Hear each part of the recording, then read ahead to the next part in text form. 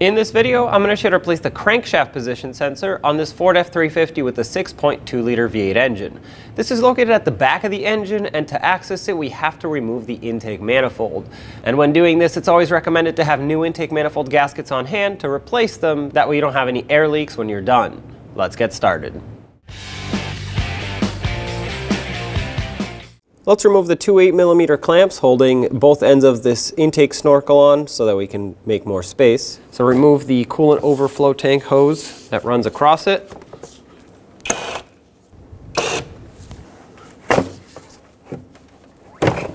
Set that aside. With that out of the way, we have two hoses to remove here.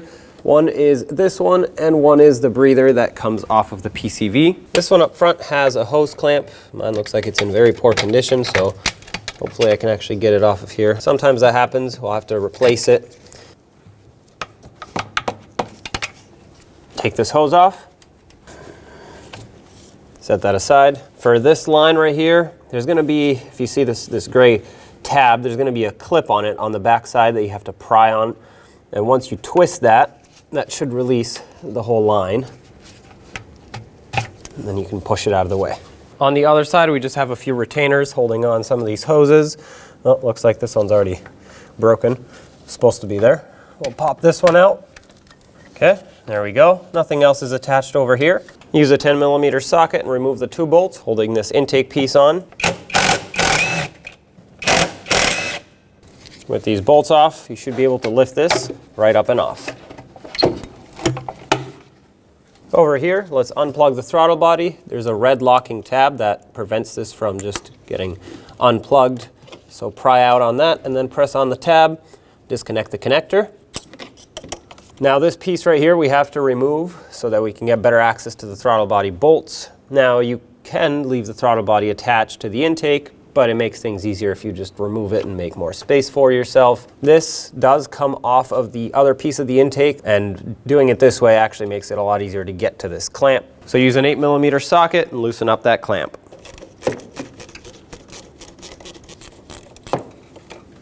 With that loosened up, you should be able to wiggle this off. There we go. And now with a 10mm socket, remove the 4 bolts holding this throttle body onto the intake.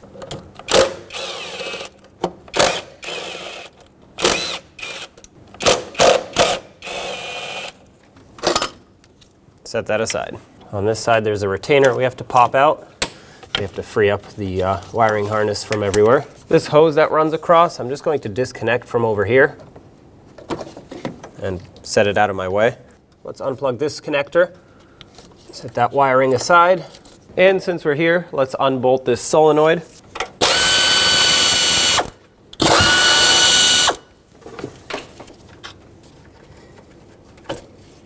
I'm not going to unplug the line that's on the back of it, I'm just going to push it away. Another retainer for a wire down here. Let's remove this hose that's on the back. Pinch that clamp, push it aside, and pry the hose off.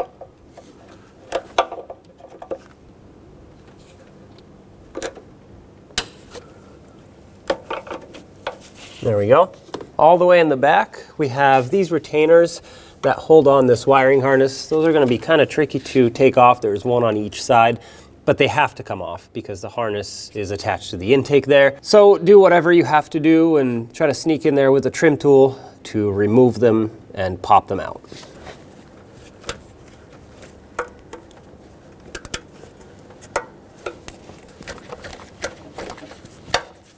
There we go. We'll do the same on the other side. We have another one of these connections over here. Pop this out, and this gives us better access to that retainer.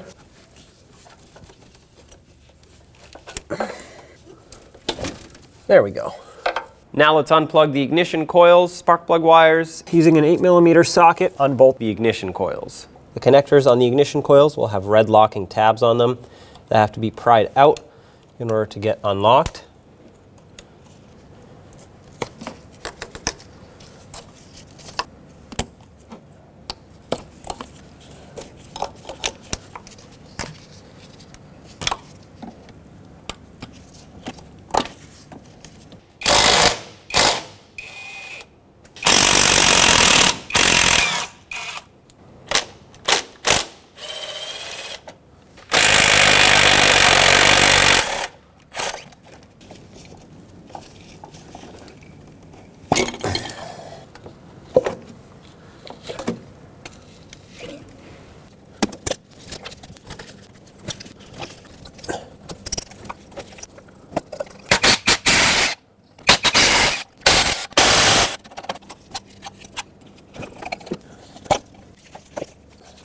Now before going further, I'm going to use a vacuum and vacuum everywhere where I just pulled the ignition coils out, because in my case it's packed with dirt, debris, and I want it all out of there. Then we can continue.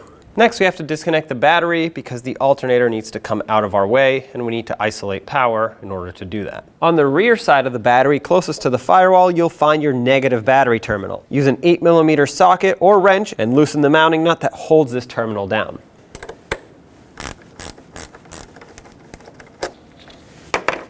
Once it's loose enough, you should be able to wiggle it, pull it right off the battery. Set that aside. And now with the battery disconnected, I'm going to remove the retainers for this wiring harness. I'm going to use a trim tool and pop out this retainer for this alternator harness. Unplug this connector by pressing on the locking tab on the back side. Sometimes you might need a little pocket screwdriver to help you press on it while you pull. There we go. And then we'll peel this boot right up and off. Use a 13mm socket. Remove this mounting nut that holds the main power wire on. Take the mounting nut off. There's a little washer. Well, it just fell, so I'm gonna have to fish it out once the alternator's out, but move the harness out of the way. Now let's use a 1/2" drive ratchet, release tension off of the serpentine belt. Find the serpentine belt tensioner. It's gonna be on the passenger side, and you're gonna wanna stick that ratchet in to the cutout, just like this. Make sure it's fully seated, otherwise it'll pop out when you try to pull on it. Then you'll actually want to push down or turn clockwise. There we go. And pull the belt right off of the alternator. Now let's use a 15mm socket, remove the bolts holding this bracket and the alternator down on the engine block.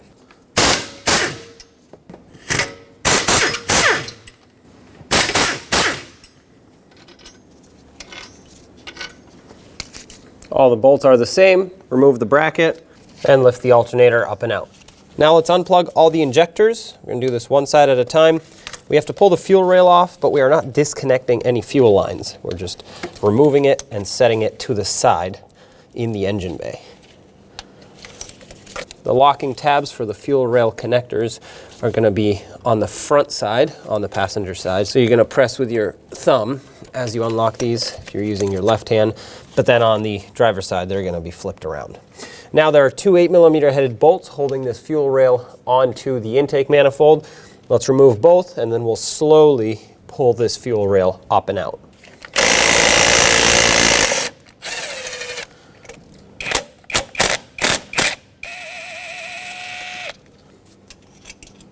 These are very long bolts, but they are all the same. What I will do now is blow some compressed air down near each injector. I've already vacuumed everything here, so keep that in mind.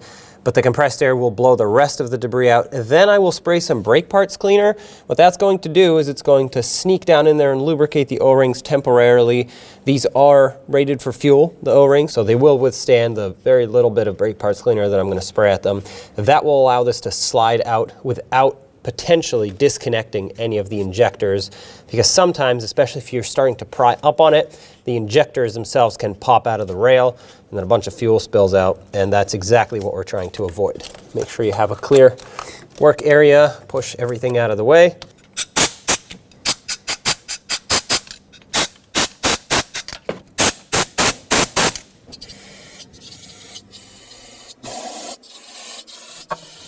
Now you give this a good wiggle and start pulling. Perfect. This is flexible right here. Don't kink it, but it is flexible. So we're gonna have to swoop this over like this and then take care of the other side fuel rail. Moving over to the passenger side, same thing. Unplug all injectors and remove the rail.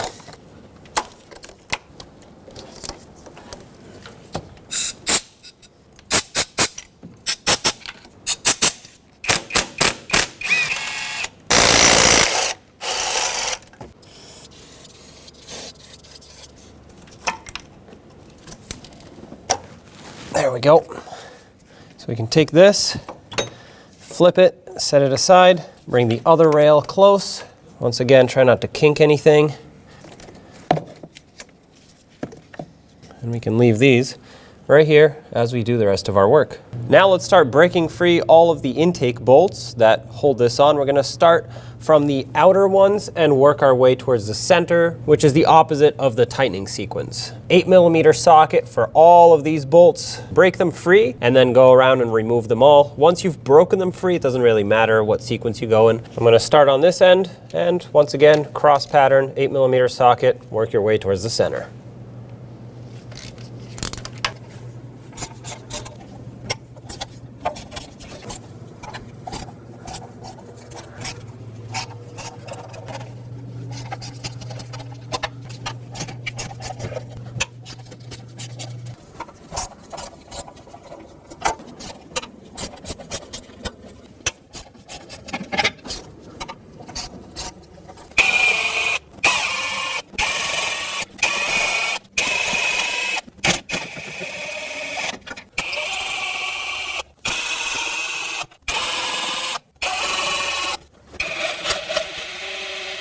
Now you should be able to pull up on the intake. It might be stuck on here from the gaskets. If it's really stuck, you can very gently try to pry it. There we go. And you should be able to lift it straight up. Feels like there's still a wire attached on the backside. Yep, there's a wire down here. I have to pop that out. So now we should be able to continue lifting this right up and out. All right, there it is. Now with the intake out of the way, we can see our crankshaft position sensor all the way in the back of the engine block. Let's unplug the connector first. There's going to be a tab, locking tab on the front of it. Press on that, wiggle it, and pull it out. There it is. Looks like it's full of sand, so shake all that sand out, and then use an 8mm socket to remove the mounting bolt, holding it on to the engine.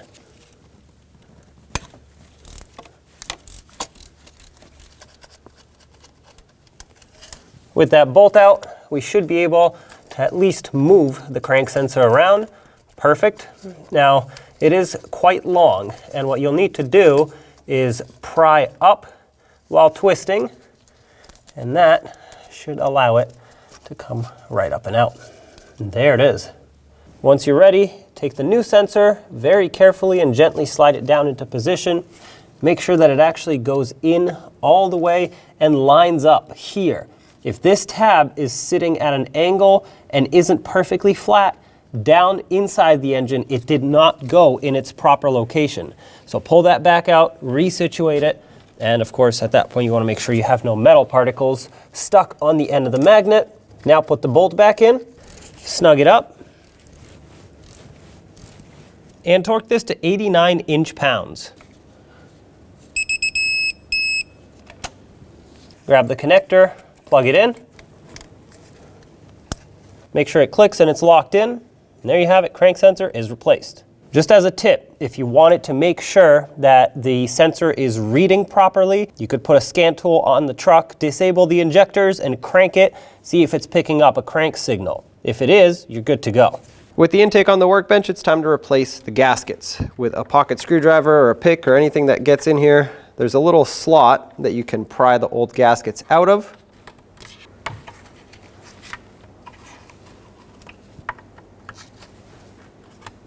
Now I'm going to run my rag with a screwdriver guiding it throughout the entire area that the gaskets ride in. Just want to make sure that I get all this debris out of here and loosened up. And if you want to, if you think there's a lot of oil and debris in there, you can take some compressed air or brake parts cleaner and then compressed air and flush all these grooves out.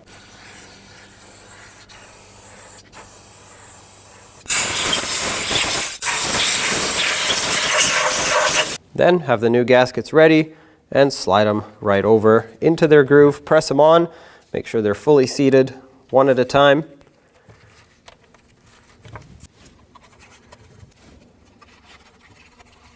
Now flip the intake over. We'll do the same to the other 4 runners. Our intake gasket kit also comes with a gasket for the throttle body. Same thing, find the cutout, push the old gasket out.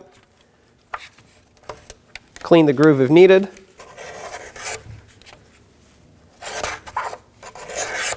And set the new gasket in place.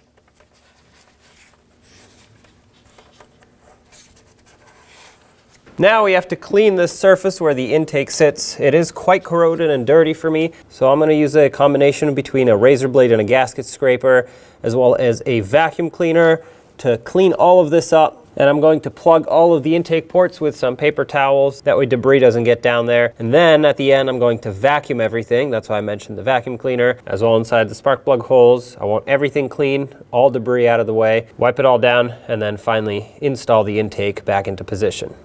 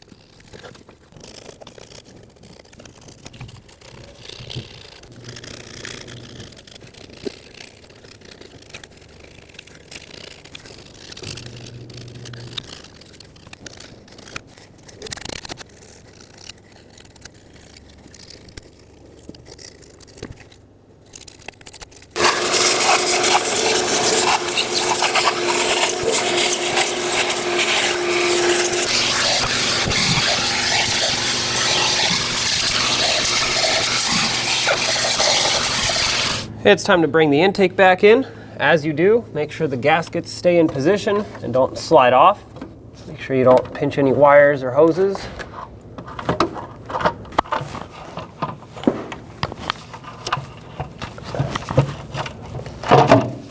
There we go. Before I actually start these in, I'm going to double check the gaskets. Just try to feel for them. Yep. Go on the other side, do the same thing.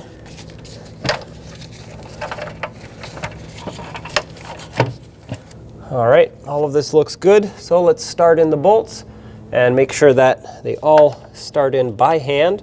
You don't want to cross thread any of these by accident.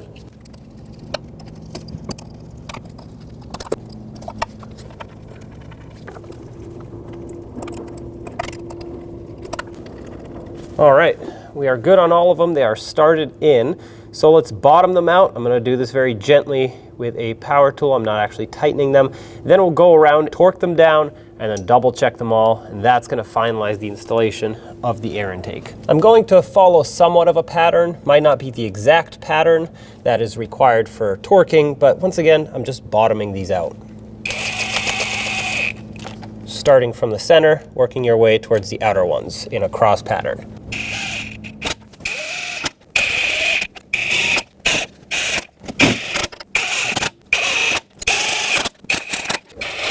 Now it's time to torque these down. Here on the screen you can see the exact sequence needed. The torque for this is going to be 7.4 foot-pounds and an additional 45 degrees, which is an eighth of a turn. What this means is I'm going to do 2 passes at 7.4 and then 1 final pass adding 45 degrees. You want to make sure that the torque number is accurate before you add a rotational torque, so the degrees. Just as a tip, 7.4 foot-pounds converts to 89 inch-pounds, so that's what I'm going for.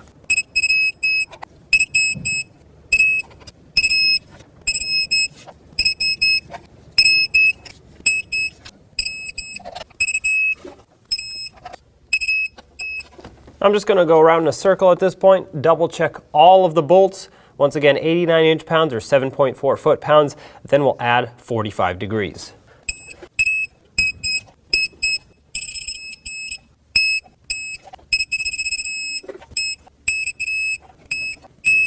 Now I'm sure that all of mine are properly torqued. So in the same sequence, once again, let's add 45 degrees. That's an eighth of a turn. Just eyeball it if you don't have an angle meter or a digital torque wrench that reads degrees. I have one, so I'm going to use it, but once again, just an eighth of a turn at most is all they need at this point.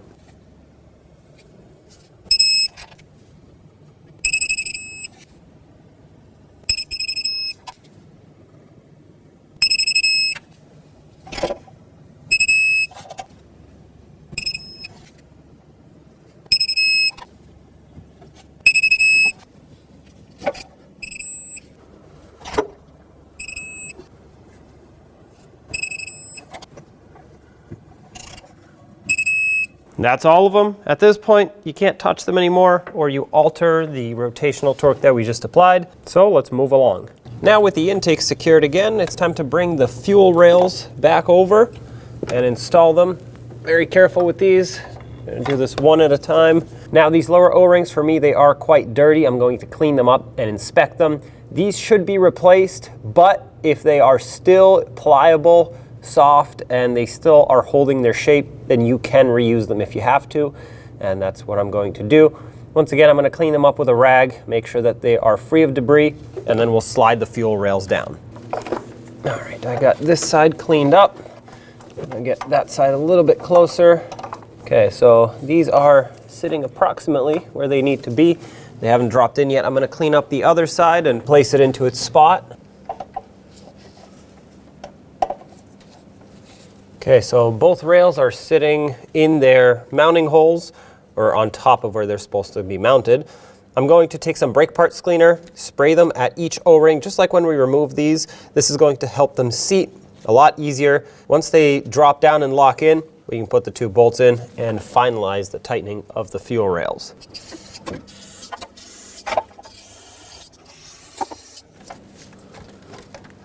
Boom, done. That's how easy it should be. If you have carburetor cleaner, that's a little bit better because it's not as strong of a chemical, but it does the job too. And the biggest benefit is that those two evaporate, brake parts cleaner and carburetor cleaner. So I'm dropping down the bolts now, making sure that they start in by hand, which they seem to have done already. I'm just going to bottom them out. This will prevent the rail from moving around. Of course, these need to be tightened down and torqued, so let's do the other side and then we'll torque them all.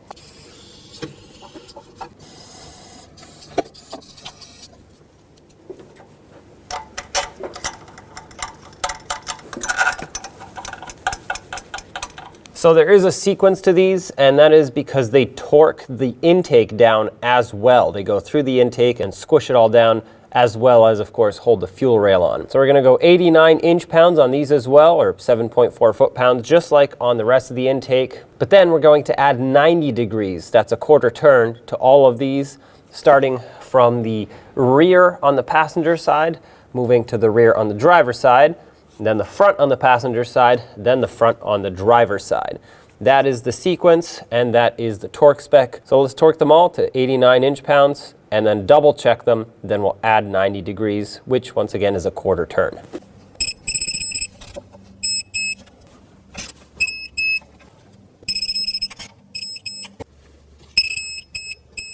All right, let's double check all of them.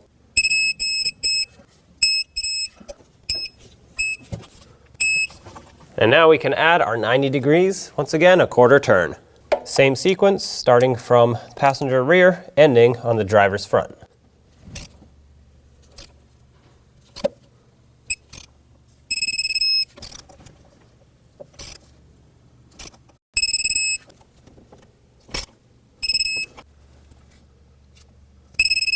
All right, those are all torqued down. Just as a tip, if at any point during this tightening sequence it feels too tight, make sure that nothing is down in the threads of the holes that you're threading into. But also, if you're getting close and it feels too tight, just leave it right there. You're better off being a little bit under tightened than snapping one of these bolts. These are long, they stretch, they twist. They're designed to do that, but you don't want to break them off. Now let's lay the harness back down, plug the injectors in, add ignition coils and everything else really that goes on top of this intake. We're going to do this one side at a time, that way we just get everything completed before we move on. So I'm going to plug in the injectors now and then drop in ignition coils, plug those in, get everything situated. Make sure that anytime you plug in a connector, it clicks so you know that it's locked in.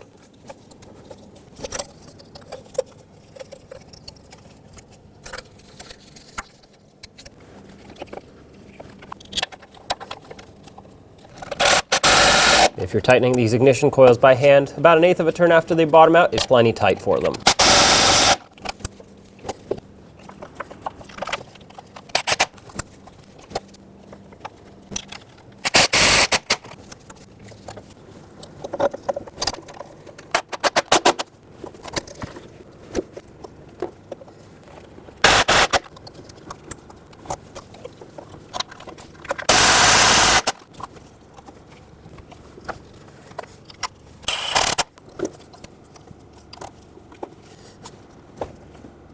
All right, these are all plugged in.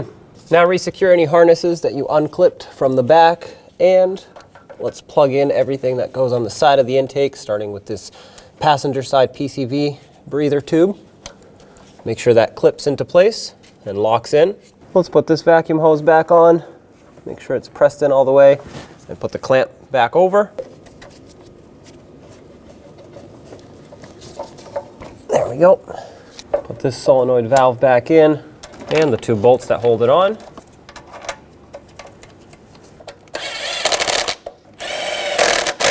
If you're doing this by hand, give them about 1/8 of a turn at most after they bottom out. And don't forget to plug this in. Make sure it clicks. Going across the top, we had this little vacuum hose that I unplugged from here. If you did the same, well, don't forget to plug it back in. There we go. Bring your throttle body in, line it up, and have a couple bolts ready to start it in. Once you get at least 2 started, it should stay. Now let's bottom these out, snug them, and torque them down. The torque for these 4 bolts is going to be 106 inch-pounds and an additional 60 degrees. And 60 degrees is between 1/8 and 1/4, so just do your best to kind of eyeball it if you don't have a digital torque wrench that reads degrees.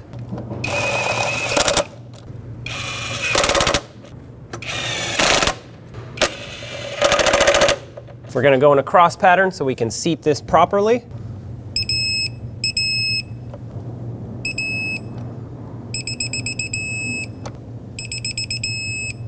I'm going to double check them all now. Before I apply the degrees, it's important that these are torqued accurately. And now, 60 degrees.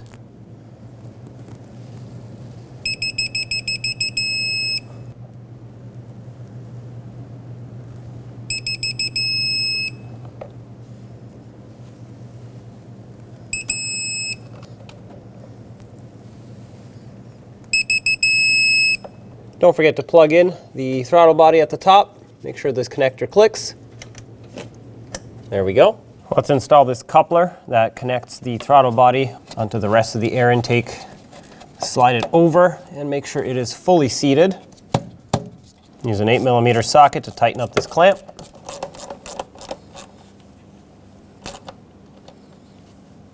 Once it bottoms out, just give it a little bit extra. All you want is to snug this piece of rubber up. That way you can't move by itself, which it can't, so that's perfect. At this point, this is all installed. Let's put the alternator back before we move on so that we can have enough room to do that.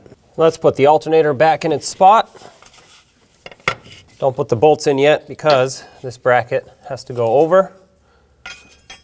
Once you line this up, then you can put the bolts in. All 3 bolts are the same. So just drop them in, make sure everything's lined up, start them onto their threads.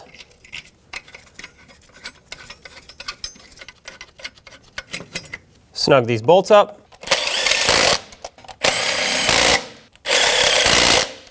"35 foot-pounds is the torque for all 3 of these bolts.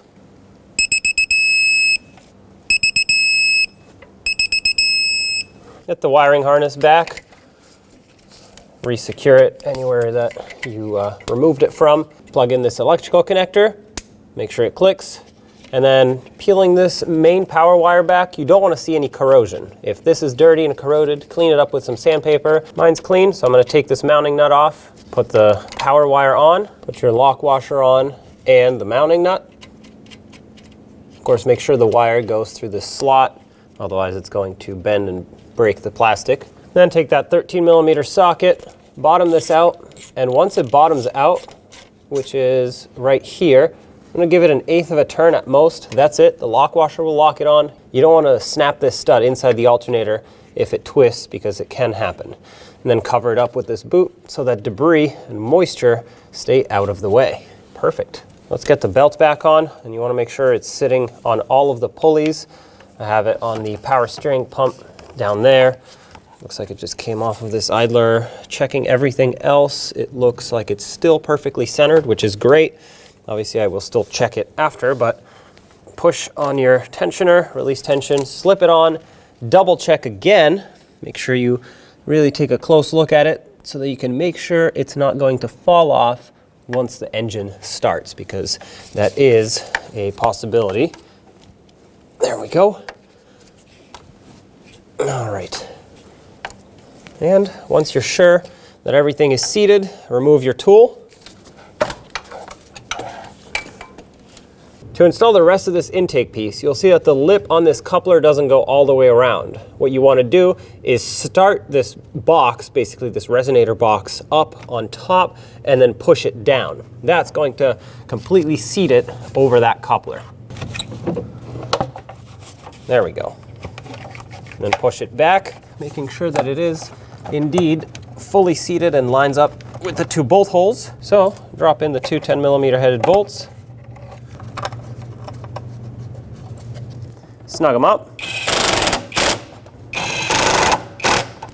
Let's reconnect the two hoses and, well, this line that went here. Snap this one on. And this hose here had a clamp. Found another one that I can replace it with. Slide this over. And tighten up that clamp. There we go. Let's get this intake snorkel back on. Line it up with the resonator, push it in all the way, and then on the airbox side, slide this over. There we go. Make sure it didn't fall off. And now just tighten these two clamps until they're snug. All you need them to do is squish a little bit on the rubber. Don't over tighten them, they're very easy to strip out. That got snug, give it a little extra. If you can't spin this, you're good to go.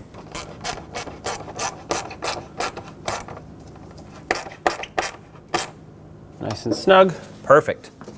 Clip this hose back onto its retainers.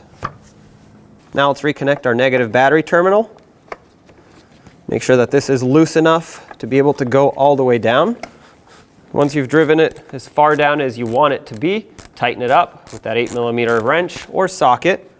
And I don't want to go until this stops just enough to not be able to spin it, even though this isn't fully bottomed out or anything like that. You don't want to stretch out the terminal.